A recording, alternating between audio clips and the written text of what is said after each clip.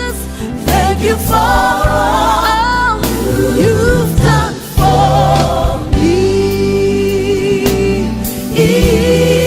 Thank you for all opens up for the truth to come out. Can I talk to you something? Say, Lord. All that God does projects from a seed or begins from a seed. It originates at a seed. That's why God will take you through seasons that may not simply be pleasant, but because He wants to be productive, because there is something in you. You are someone that is bigger than the way you are. Right now, people don't understand. But until you come to a place of knowing, how can I grow the seed of greatness inside me? Jesus said that when this mustard seed is planted, like it's planted, when others are growing, it is also growing. It was planted at the smallest, but the Bible says when it grows, somebody say when it grows, we all have the potential, but how many of us can grow the potential?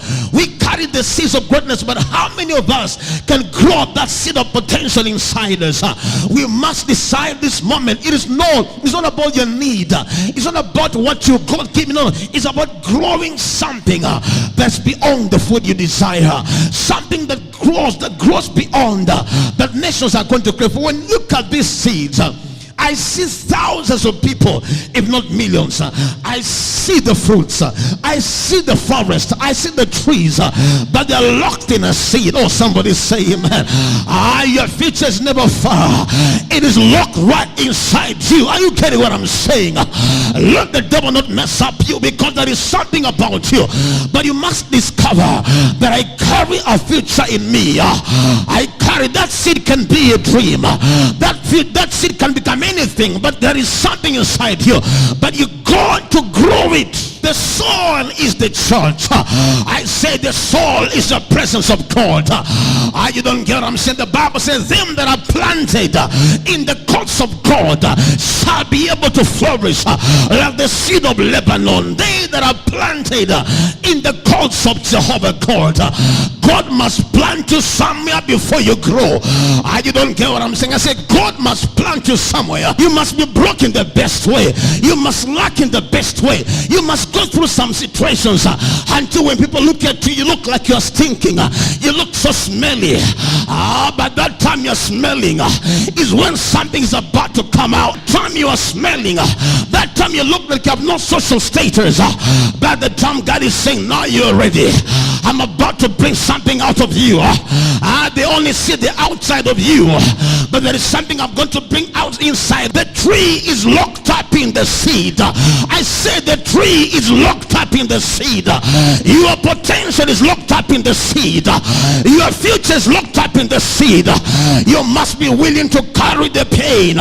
You must be willing to carry the pressure. You must be willing to go through the challenges. It is through the rough road that we can tell the car is a car. So you must go through some stuff in order. And you know what comes out? It's not like what went in. That's why any man that has gone through hell and back, through the high waters, through the valleys, when that man comes back on the limelight, the devil is in trouble. I say when he comes back, the devil is in a mess. You know why? Because when the seed opens up for the tree to come out, can I talk to you something? When the tree begins to come out, it is not coming alone. It is coming loaded. It is coming carrying a future. That's why there are men of God and women of God in this place. There are people that will never have life until you go through some stuff. They will never know who God is until you go through some stuff. Today we read about Abraham because he went through stuff. We talk about Isaac because he went through stuff. We talk about Jacob because he went through stuff. The world can never talk about you until you go through some stuff. Hallelujah. Listen, people have no time to talk about somebody who has gone through nothing. You have nothing to tell me if you never went through something. Hallelujah. There was a journey that's called the journey of a seed. Thank you, Jesus.